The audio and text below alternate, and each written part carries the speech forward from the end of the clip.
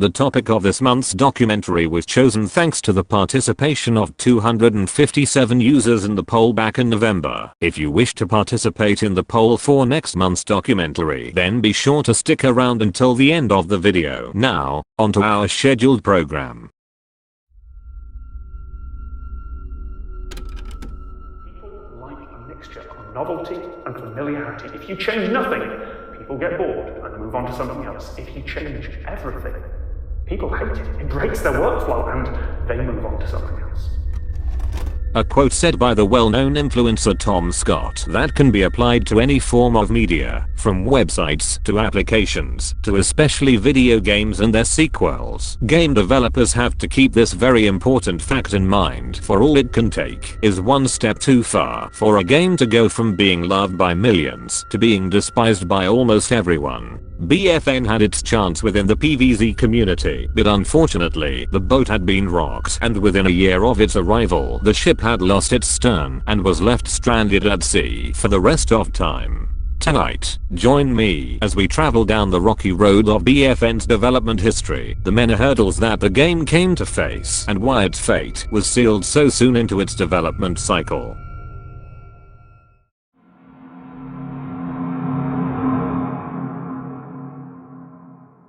Whilst the exact date and time that BFN's development began is unknown, we can get a rough idea as to how long the game was in development given the various leaks that occurred prior to the alpha's inception. One of the first leaks to grab the community's attention was posted by 0x Fusions on the 19th of May 2019. On that day, Zero would upload a video regarding a leaked image of what we know to be the Acorn class, which was followed by a leaked image of Nightcap just 3 short days later.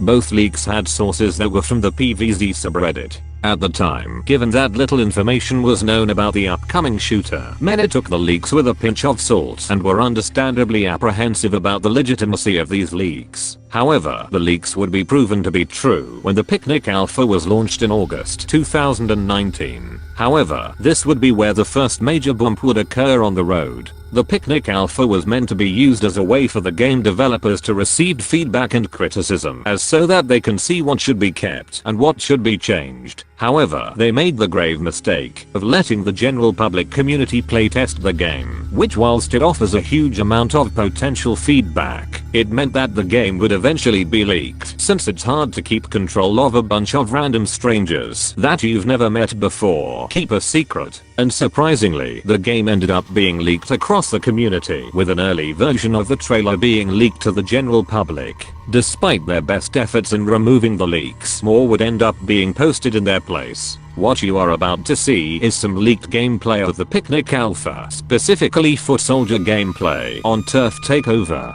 From what we can see, the game seemed to be mostly finished and looked exactly like what would be seen in the Founders Edition. The only notable differences would be some minor graphic changes, different statistics, and having a string of text constantly warp around the screen, though this has been blurred out by the uploader, Headhunter. Numerous other people would publicly upload gameplay to YouTube and other forms of social media. This would cause the developers to become disgruntled that an unfinished version of their product had been shown to the public, with Jeremy Van Hooser making a tweet conveying his disappointment in not having a perfect first impression. This is quite understandable from the developer's perspective, as when making a game, you only have one shot at making a good first impression, so you have to ensure that everything is as perfect as it can be. The leaks continued for several weeks and far beyond the close of the Picnic Alpha, up until the 3rd of September, when the official Plants vs Zombies Twitter account began posting what looked to be teasers for the leaked game, counting down to the game's reveal. And just 24 hours later, on the evening of the 4th of September, after a live premiere of the gameplay trailer, the Founders Edition was released to the public.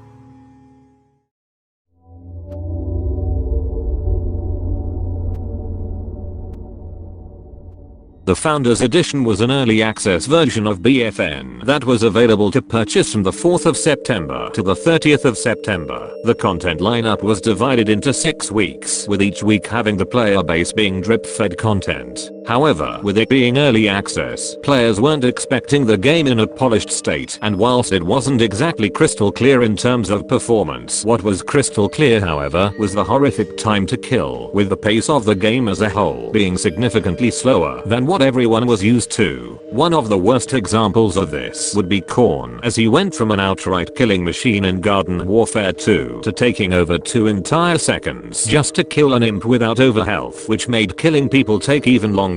This poor time to kill, when paired with the game being in an unpolished and rather glitchy state, meant that players were quick to criticize the game's unpolished appearance, with this piece of criticism being shared by several content creators. I'm really enjoying this game right now. It is an absolute blast. However, I think a bit of optimizing probably wants doing, because at the moment it feels like I'm playing on a fucking N64. I personally feel like instead of reducing Nightcap's overall damage, I think they should raise everybody else's up, because Foot Soldier does like 4 and 5 damage now. That needs to be like 7 or 8 or 8 or 9, and then same with Colonel Korn. Of course, these concerns would only be partially addressed in the October update, where the Soldier and Korn were addressed, some optimization was applied, and the prize maps were introduced into the game. The issues and glitches would be ironed out of the game with the monthly updates. Prize bulbs would have the XP requirement reduced in mid-November. The engineer's stun was fixed to not last as long, but one issue still persisted throughout the updates. That issue being the game's rather poor time to kill, which most of the game's roster was still suffering from, as unlike Garden Warfare 2, where fights usually lasted a few seconds at most, you'd sometimes ended up having duels lasting for up to an entire minute due to the game's rather low damage output. And with Scientist and Sunflower not only being more powerful in terms of healers, but with the introductions of Overheal, it essentially meant that the team-up classes would be unstoppable without the use of abilities. A critical video made by Crook showcased the problems to their fullest extent, as well as explaining the concept of damage drop-off and how much of an important asset it is to designing classes for specific situations. The community was loud and clear about the problems they wanted to be fixed, so on the 3rd of December, an update came to the game that would forever change it.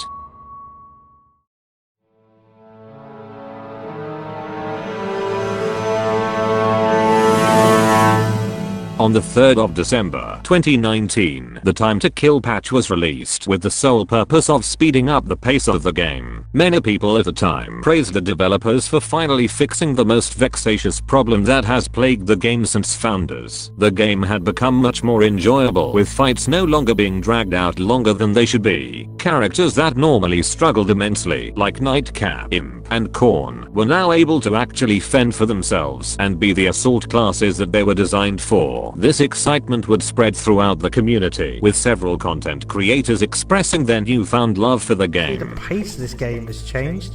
The time to kill means that you can kill them a lot quicker, like there. That would probably have taken a full clip previously, so the games are a lot more faster paced. That's the general thing. It adjusts the damage values for almost every single character, giving us exactly what we wanted, a faster time to kill them. It is an absolute madness, but do you know what it is? Do you know what it is now that it wasn't really before? It's fun. It's ridiculous. It's stupid, but it's a good laugh. This would be fixed even further, as just 2 weeks later, another patch was available, which improved the accuracy and fixed the control of the character's primary weapons, making them properly sync up with their crosshair. However, in the process of making everyone hit a lot more damage, they forgot one essential detail that would make All-Star an absolute nightmare to face: damage drop-off. In the previously mentioned video, Crook gives a well-rounded and perfect explanation to the concept. Damage fall-off is when your bullets will do less damage to enemies further away. This mechanic is essential for hero shooters with similar design to BFN, so classes can be designed to play at specific distances. Apart from almost every class with an automatic weapon being forced to snipe due to no incentive to close the gap, without damage fall-off, you get problems where close-range specialists / melee classes are best played as snipers as well. Without the implementation of damage drop-off, it would have drastic consequences in terms of the game's balance. Characters such as Imp, All-Star, Nightcap, Acorn, and all other classes meant to be more effective at close range could very easily snipe to their heart's content. Sniper classes like Cactus and Pirate also suffer, since almost every single class can just counter-snipe them without penalty, and the melee classes not only would they suffer because of the lack of damage drop-off from everyone else, but because their hit detection was still inconsistent. This would be a major problem throughout the months of December and January, with many people expressing their voices on the situation, as well as demanding for PopCap to address the glaring issue. Like a Hydra, they had managed to fix one major problem, but in the process, two more ended up coming back in its place. But come late January 2020, they would address the community's concerns with another patch. However, it would not be what the community had hoped for.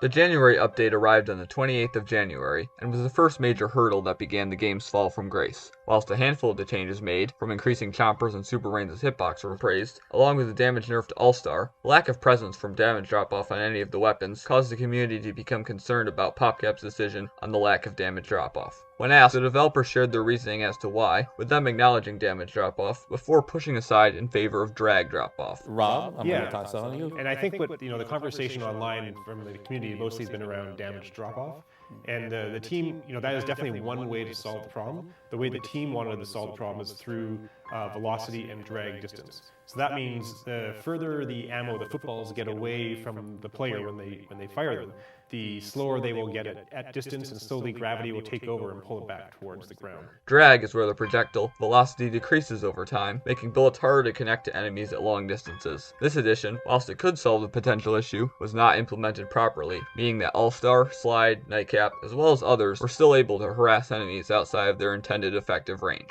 The live stream would also be the last time the devs have any proper communication with the community, as they would end up becoming completely silent up until such a time came to deliver the next patch. This would hurt the game even more, with the lack of any proper feedback going to the developers, especially with the implementation of the legendary upgrades, which had obvious pay-to-win implications with them being locked behind prize maps and premium currency, yet PopCap seemed oblivious to the problems that they were causing. Wizard also falls into this category, as even though he can be purchased with coins, the option to still purchase him with Rainbow Stars was still available, making him part of the pay-to-win problems as well.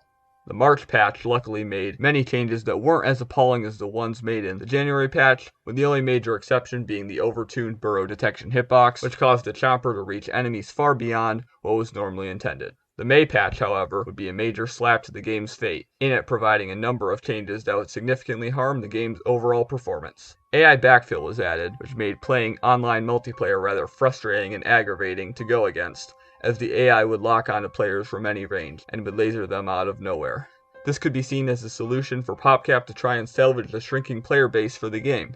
The patch also contained several changes that were over the top and outright unjustified, with the most significant of these changes being Grody Goop, which had its damage on its DOT effect quadrupled, along with the initial inflicted damage being increased. This change alone caused massive outcry by the community for how it effectively made Grody Goop outrageously strong against lower health classes. Both Imp and Soldier were also hit with the significant unjustified nerf to their damage output, which both had considerable amounts of backlash by the community. This, along with the increase to the overall sprinting speed, made a large portion of the community frustrated with the decisions that PopCap were taking. The changes made had broken the bridge of trust between them. Unfortunately, that bridge would be crumbled even further as the game continued to progress.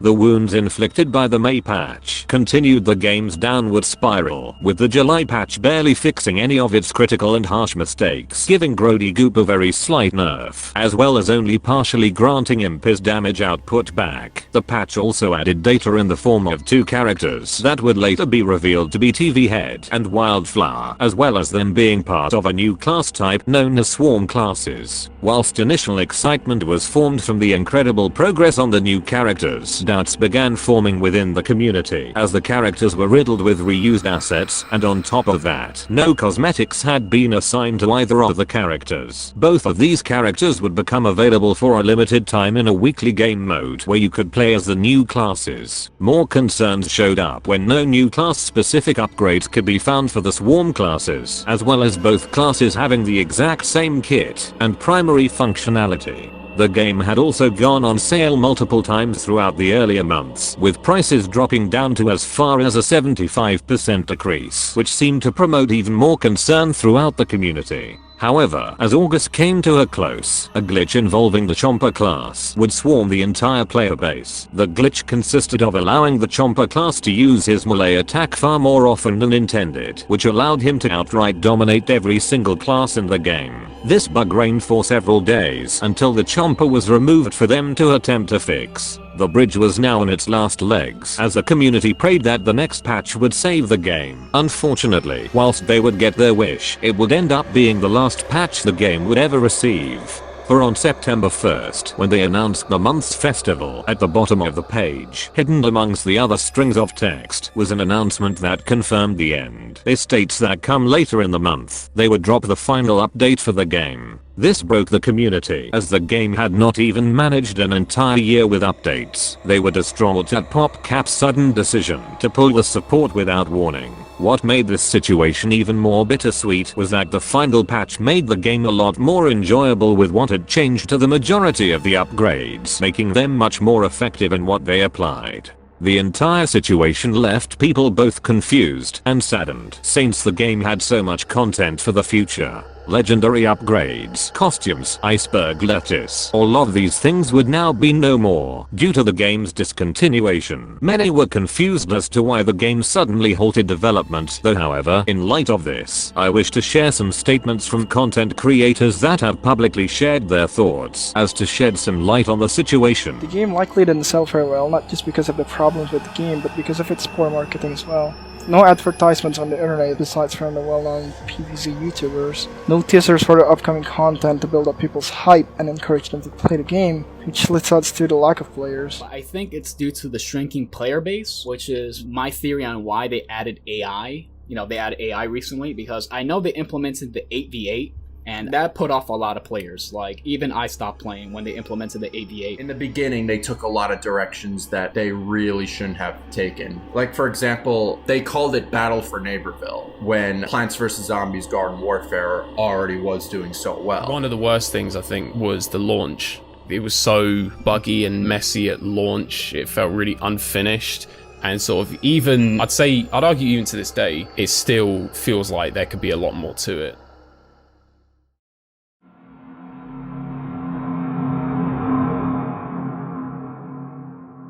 Tonight, we have uncovered BFN's rocky history and observed the many faults that caused the game's fate to be sealed, from poor marketing to poor balanced decisions to lack of communication from the developers themselves. The game had been completely mismanaged, not only by the community, but from the people who were making it in the first place. A special thanks to Mr. JT for collaborating with me on this documentary, as well as a thanks to Limilers7 on Reddit for providing me with a host of information that previously was not disclosed to me. If you wish to participate in the poll for next quarter's documentary, be sure to head over to the community tab, for a new poll has been started. Thanks for watching, and don't forget to subscribe for more content like this in the future, and good night.